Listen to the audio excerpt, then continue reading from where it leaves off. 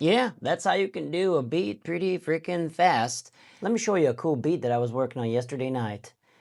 Okay, so I was on Splice looking for a cool synth sound, and I found this one particular sound.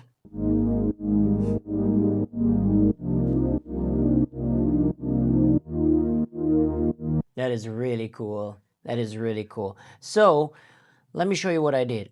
So I put the track in and I dragged it into the chord section and it analyzed the chords.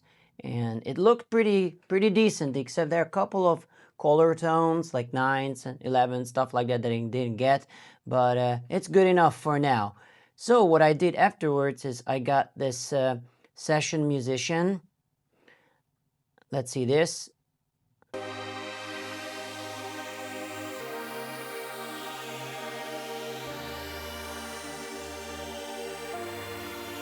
It plays along and you can change a lot of things over here. How low the chords are going, which is what I would be doing if I were playing the keyboard. I have the keyboard here and I know how to play these chords, but a lot of people don't know how to play keyboards, and this could be a really great tool. There are a lot of options here, voicing wise.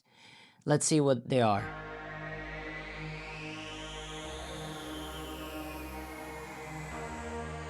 Oh, cool, interesting. Okay, 2 voices. So we have a bass and then we have 2 voices.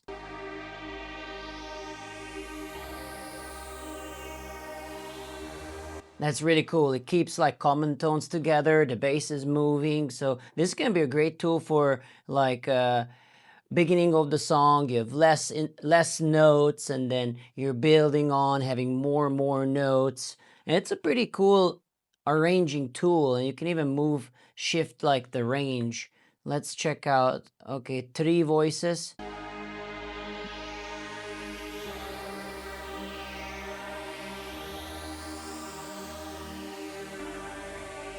Awesome. The cool thing about this is actually you can use this function on any of your sample libraries. So let's say I bring in, oh, I don't have my sample libraries plugged in, but let's bring in a different instrument. Let's bring in Serum. So let's look for like a, string, maybe. Okay, we have strings here. So let's drag this down, just the option click. Just like what I did. Let's mute this trumpet swirling pad. Oh yeah, that's cool.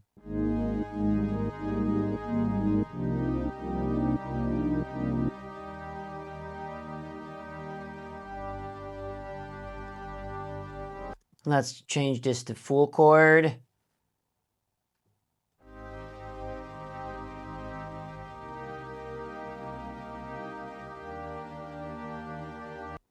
Let's put it to stack. Oh yeah, that's way more notes.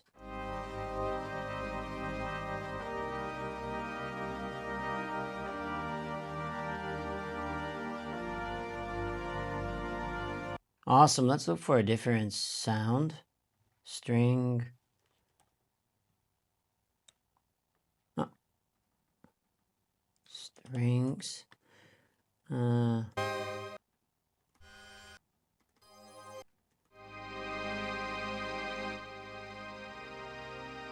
That's cool. Yeah, I would honestly play these if it wasn't for this.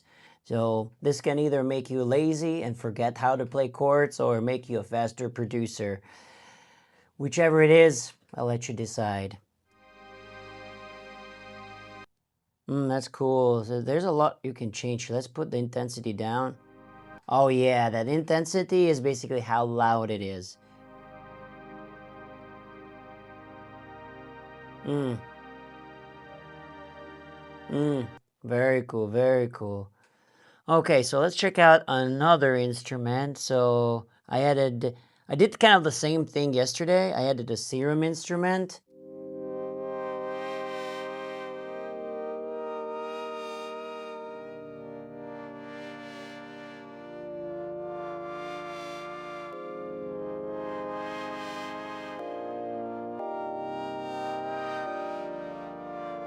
Cool. Okay, so what I did is that I added an 808.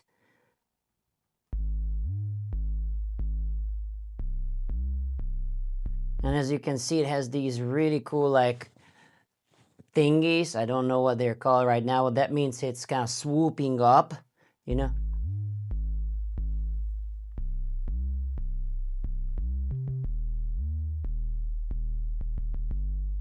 Okay, let's see. So we have complexity, intensity. We have like a rhythmic pattern here. Pam, pam, pam, pam. Yeah, so this divides it. We're seeing quarter notes here, and then these are all 16 notes. So pam, pam, pam, pam. And then we can change it. It also goes along with the chords. I can also make it follow the track, a certain track that I designated to. I can add a note range, a note length, complexity.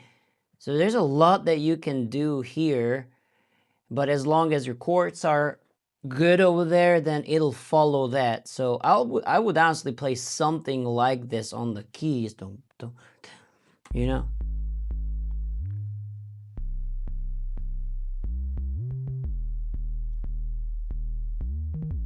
Okay, so there's a melody and octave curve or something, axis. Let's see what it does here.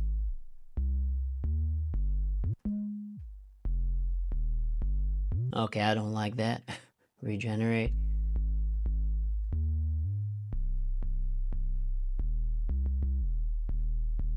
Okay, awesome. So let's do the same thing what I did before. Let's add Serum and let's find a different bass sound.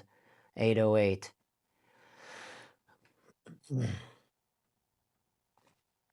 808. Oh yeah, these are some of my favorites. Let's start with that. And then what we're going to do is option click and drag it down, drag it down. Oh yeah, that is so much better. That's definitely one thing I recommend is know your sounds and know where to use it. That's like one of the things that you got to know as a producer. Really be aware of what type of virtual instruments you have and just what sounds best for the context.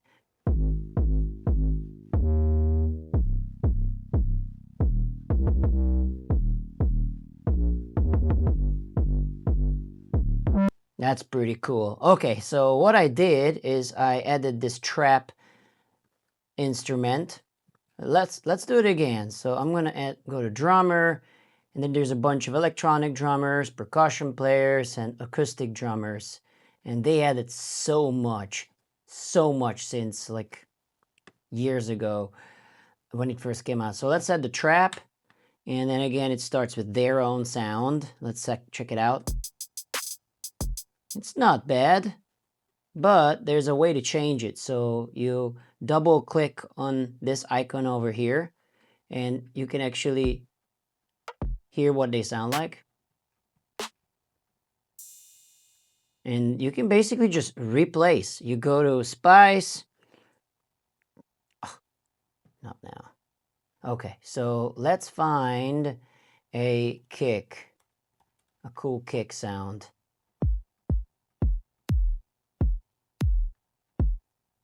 Like this. Great. Let's drag it in. And that's it. Kick 1 is changed. Now let's find a snare. Let's find a hi-hat.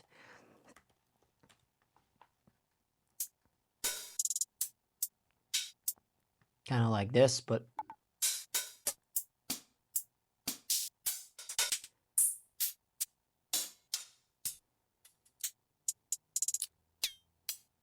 that's kind of cool. Ooh, that's kind of cool. Okay, let's do this. Sounds a little different, but I like it. Hi-hat, there you go. Okay, let's find a snare.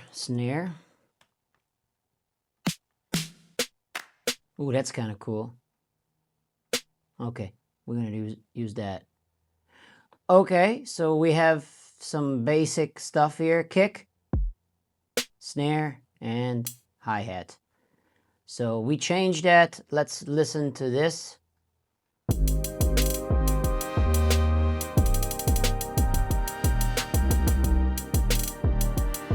Let's add a different hi-hat also. A secondary hi-hat. Okay, let's add that. That's not bad. Actually, I might like that one better. I'm gonna add it to hats too.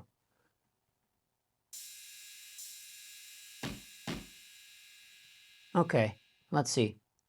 So I'm gonna take off everything here and just hear the hat.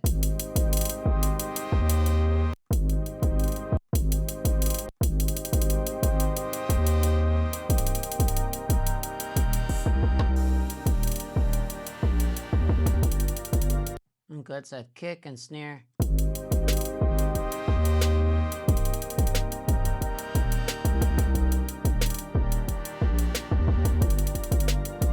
Let's make the kick and snare follow the chords and the track, and with the track we actually want it to follow this 808. So let's go and find that.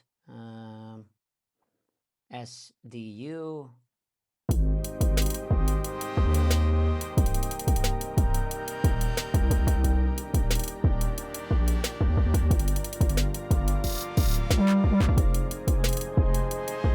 That's dope. That's dope. Okay, so let's go back to our original loop. I've added a Kickstart plugin which adds this pumping feel to it.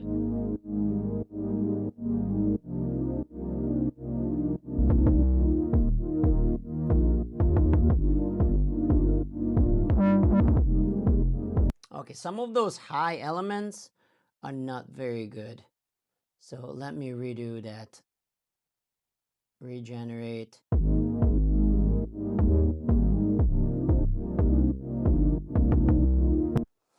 So you gotta play around with it until you like it. Otherwise, just play it. Just play it if you don't like it. So let's add some of these elements that I have added. Gonna add the kickstart to this.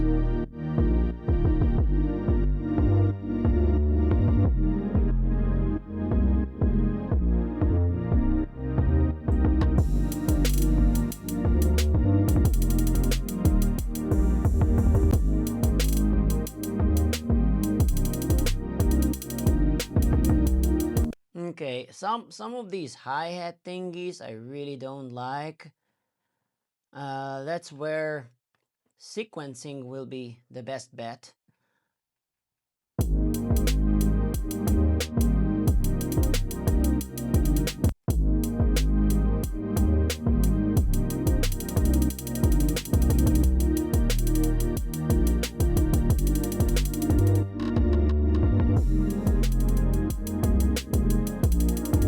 Which I will show you how to do in a moment. Okay, I also did kind of like this 80s type of drum synth pop type of sound.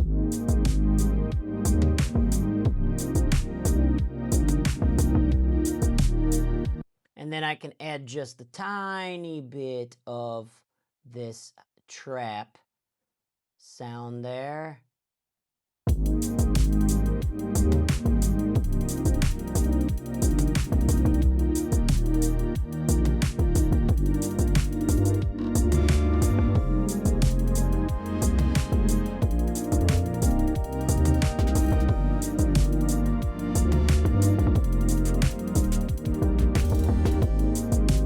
Okay, and then I ended up adding some cool saxophones. So I found this on Splice. Yeah, I know Splice. We all use Splice.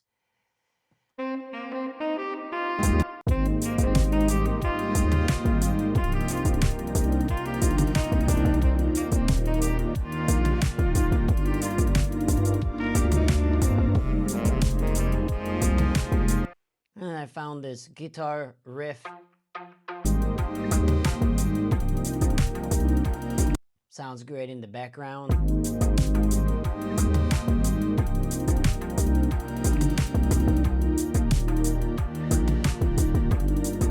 And then I found this other pad.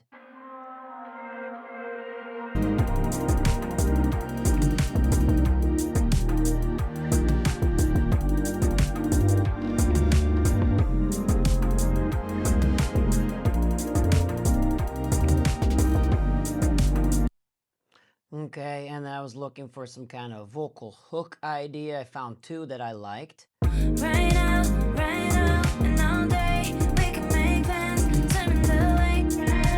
Right now, and all day. Right now, and all day, we can make plans, swimming the lake. Right now, and all day. I don't even know if you can handle it. All I know is you can have it. I don't even know if you can handle it. All I know is you can have it. I don't even know if you can handle it. All I know is you can have it. Yeah, that's how you can do a beat pretty freaking fast. Yeah, and I haven't even touched the instrument, though it does help if you have knowledge in music theory, chords, and things like that. Without that, it is still doable. I'm gonna be honest with you. These tools make it significantly easier for beginning producers or beginner producers to start producing tracks. And yeah, that's it pretty much. Hey guys, thank you so much for checking out this video. If you got any value out of this video, don't forget to like, share, and subscribe. And if there's anything you want me to cover, don't hesitate to write it in the comment below. And check out these other videos. I try to create videos weekly for you about Logic Pro, guitar, and music production videos. So I'll see you in the next videos. Bye bye.